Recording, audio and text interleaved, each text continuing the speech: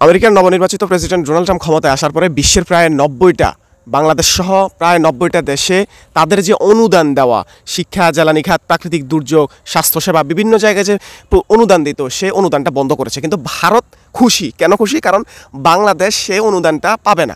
বিশ্বের অন্যান্য দেশ, এতগুলো দেশ তারাও পাবে না, সেটা তারা বলছে না। তারা বলছে শুধু বাংলাদেশ অনুদান পাবে না, এই জন্য তারা খুশি। এত খুশি তারা কই রাখবে তারা নিজেরাও বলতে পারতেছে না। তাদের মাথায় রাখা উচিত যে এটা শুধু সাময়িক সময়ের জন্য। ট্রাম্পের যে প্রশাসন, সে ট্রাম্প সরকার বা প্রশাসন 90 দিনের জন্য এটা যাচাই বাছাই করে দেখবে এটা দেওয়া দরকার কিনা, এটা দিলে কি সমস্যা, না দিলে কি সমস্যা, এগুলো টোটাল যাচাই বাছাই করে দেখার চেষ্টা করবে। এরপরে যদি মনে হয় যে না, এটা অনুদানটা বিশ্বের বিভিন্ন দেশে যে 90টা দেশ সহ বাংলাদেশ সহ আরও যে 90টা দেশ আছে তাদেরকে দেওয়া যে বন্ধ করবে, এটা কি উচিত হবে না অনুচিত হবে, এগুলো বিবেচনা করার পরে তারা কিন্তু স্থায়ী সমাধানে যাবে। কিন্তু এই অনুদানটা বন্ধ করছে সাময়িক সময়ের জন্য।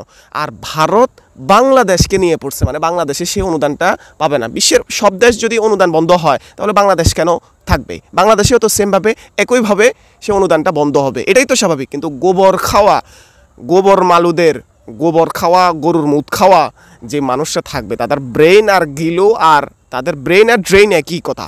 ড্রেইনে যেরকম ময়লা থাকে তাদের ব্রেইনও ঠিক একই রকম ময়লা।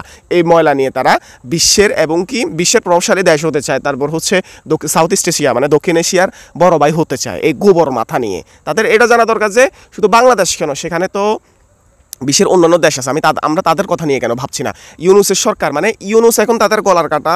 ইউনুস সরকার গঠন হওয়ার পরে ট্রাম্পের সাথে তার সম্পর্ক ভালো নয়, এটাও বলছে। তো ট্রাম্পের সাথে সম্পর্ক ভালো নয়, এটা ভাই তোমার কি কানে কানে এসে বলছে যে ট্রাম্পের সাথে ডক্টর মোহাম্মদ ইউনুসের সম্পর্ক ভালো নাই? এগুলো পাগলের পোলাপার কি? মানে বাংলাদেশের কোনো একটা কিছু দেখলে, খুঁট দেখলে তাদের মানে এটা অনেক কিছু ভালো লাগে তাদের কাছে এনজয় করতে। মানে বাংলাদেশ অনুদান পাবে না, অনুদানের পরিমাণটা সম্ভবত 68,000 কোটি টাকা এরকম একটা পরিমাণ এই অনুদানটা পায়। তো সেটা বন্ধ হওয়াতে ভারতের যে আনন্দবাজার পত্রিকা সেটা রিপোর্ট করতেছে, আরও অন্যান্য যে লোকজন আছে তাদের মানে বাংলাদেশের একটু কষ্ট বা একটু দুঃখ, একটু সামান্য যদি তাদের একটু ক্ষতি হয় এটা দেখতে তাদের খুব ভালো লাগে। আবার এটাও তারা বলছে যে এই অনুদান বন্ধ হওয়ার কারণে নাকি ইউনুস সরকার নাকি অনেক বিপদে। আবার এটাও বলছে যে গণ আন্দোলনের মুখে শেখ হাসিনা ভারতে চলে গিয়েছেন, সে যদি থাকতো তার মানে ওই আনন্দবাজার পত্রিকার রিপোর্টটা এভাবে ব্যাখ্যা করতেছে যে গণ আন্দোলনের মুখে শেখ হাসিনা পালিয়ে গিয়েছেন গত বছরের আগস্টের 5ই আগস্ট, সে কারণে এই অনুদানটা বন্ধ হয়েছে। মানে এইরকমই বলতে চাইছে।